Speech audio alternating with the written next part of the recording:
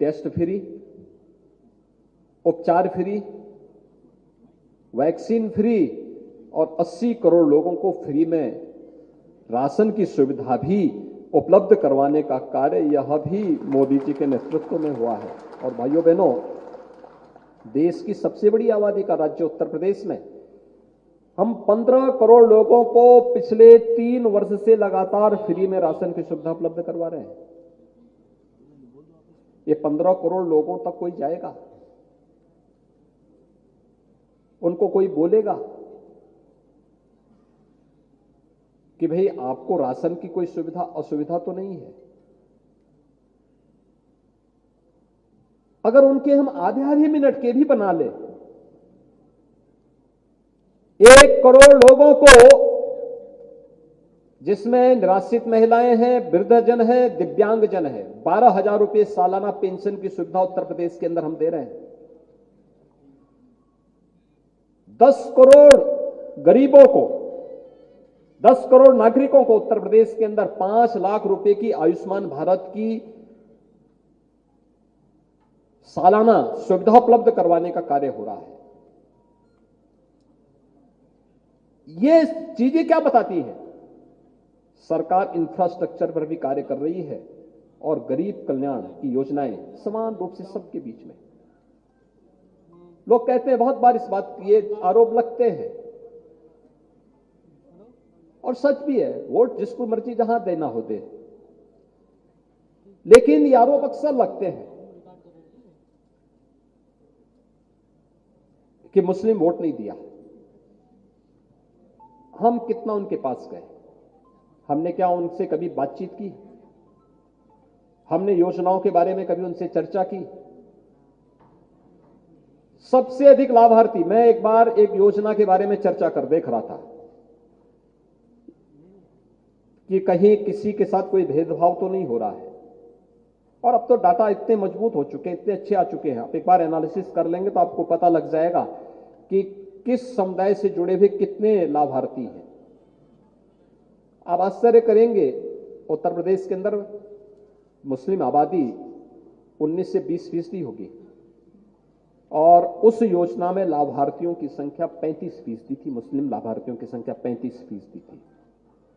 सरकार ने भेदभाव तो नहीं किया किसी के साथ, लेकिन उन पीड़ितों को के साथ संवाद बनाना और फिर उसको सोशल मीडिया के माध्यम से कि वह भी असलियत सामने आनी चाहिए। जो लोग वैश्विक मंच पर भारत को बदनाम करते हैं, भारत के अंदर ह्यूमन राइट की बात करते हैं, उन लोगों की आंखों को खोलने वाला होना चाहिए कि नहीं, यहां पर बिना भेदभाव की योजनाओं का लाभ दिया जाता है और यहां पर तुष्टीकरण नहीं होता है। यहां पर तो हर नागरिक के सशक्तिकरण के लिए कार्य होता है और सशक्तिकरण का यह अभियान भारत का अभियान है, क्योंकि हमें भारत को तुष्टीकरण के राह पर ले जाकर के किसी विभाजन की त्रासदी से गुजारना नहीं है। भारत को सशक्तिकरण के मार्ग पर ले जाकर के एक सशक्त और समर्थ भारत के निर्माण का मार्ग प्रशस्त करना है और यही प्रधानमंत्री मोदी जी का मार्ग है। यही मोदी जी का मार्ग है। यह सशक्तिकरण का मार्ग ही जो भारत को समर्थ बना सके, सशक्त बना सके। और इसीलिए यही कारण है, आज से 9 वर्ष पहले भारत के अंदर पूर्वोत्तर के राज्यों में नहीं घुस सकते थे। आज नागालैंड में भारतीय जनता पार्टी की समर्थक सरकार है, मेघालय में भारतीय जनता पार्टी की समर्थक सरकार है, अरुणाचल में भारतीय जनता पार्टी की सरकार है, मणिपुर में भारतीय जनता पार्टी की सरकार है, असम में भारतीय जनता पार्टी की सरकार है, त्रिपुरा में भारतीय जनता पार्टी की सरकार है। भाइयों बहनों, ये चीजें दिखाती हैं जनता के मन में एक विश्वास पैदा हुआ है।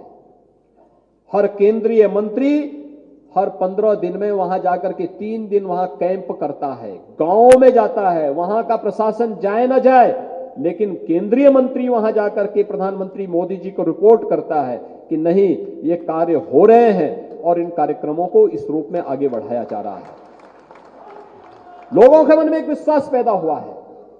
पूर्वोत्तर का ये संवाद आज वहां को पूरी तरह अलगाववाद से मुक्त कर चुका है। जम्मू और कश्मीर आपके सामने है। अभी G20 का समिट जम्मू कश्मीर में हुआ। दुनिया के 20 देशों के प्रतिनिधि 9 मित्र देशों के प्रतिनिधि और अन्य 7 देशों के लोगों ने भी उसमें भागीदारी की। और मान कर सकते हैं 200 विदेशी डेलीगेट्स आए हों, पूरे कश्मीर के अंदर घूम करके आ गए हों, 3 दिन का समिट भी संपन्न हो जाए। ये आज का कश्मीर है। कश्मीर विकास की राह पर आगे बढ़ चुका है।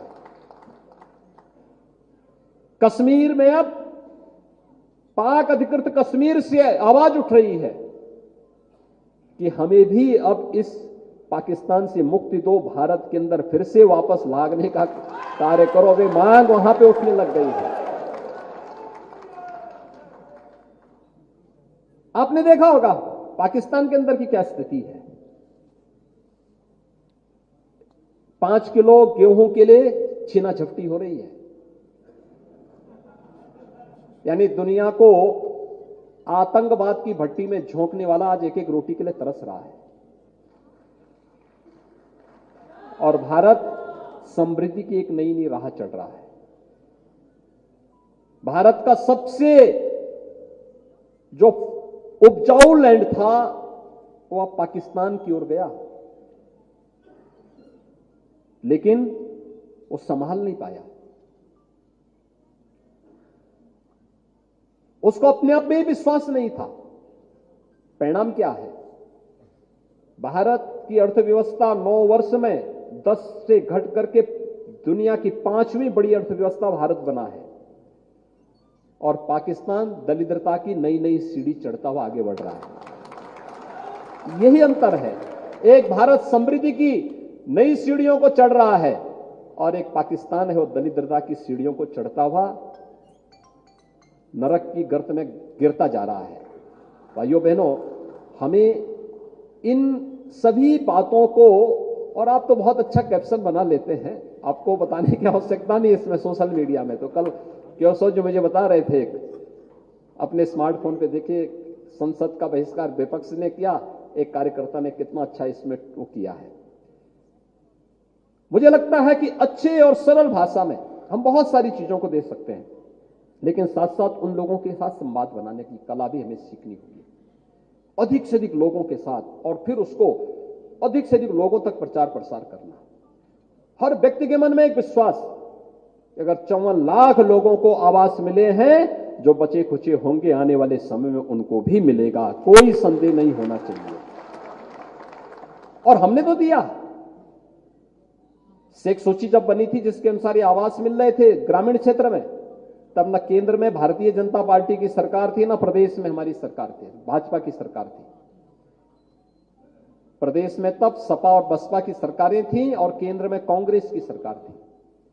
उन्होंने जिस प्रकार की उसमें सूची बनाई होगी, बहुत सारी गलतियां थी, तब भी बिना किसी भेदभाव के उन लोगों को दिया जा रहा है। और उत्तर प्रदेश के अंदर हम लोगों ने देखा कि भाई इसमें तो बहुत सारे वंचित अभी पा नहीं रहे हैं। हमने उत्तर प्रदेश के अंदर सीएम आवास योजना एक अलग से योजना भी बनाई। मुसहर लोग लाभान्वित हो रहे हैं। कोल, सहरिया, थारू, चेरो, इन सभी जातियों को उसके साथ जोड़ा गया है। बनटांगिया, ये सभी लोगों को 100% सिचुएशन की तरफ हम लोग लेकर के गए। सभी प्रकार की योजनाओं का लाभ दिया जा रहा है।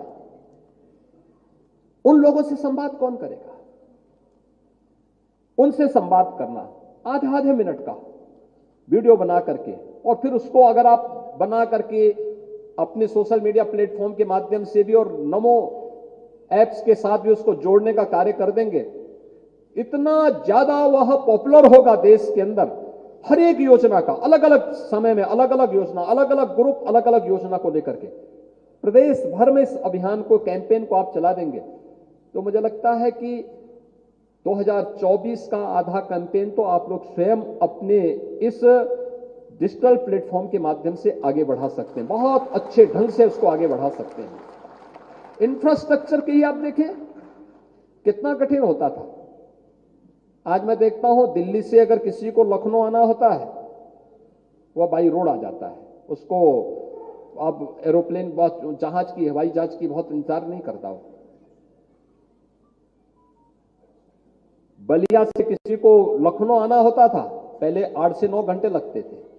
आज मात्र 3 घंटे में बलिया से वह लखनऊ आ सकता है, पूर्वांचल एक्सप्रेसवे, पूर्वी उत्तर प्रदेश की कनेक्टिविटी को।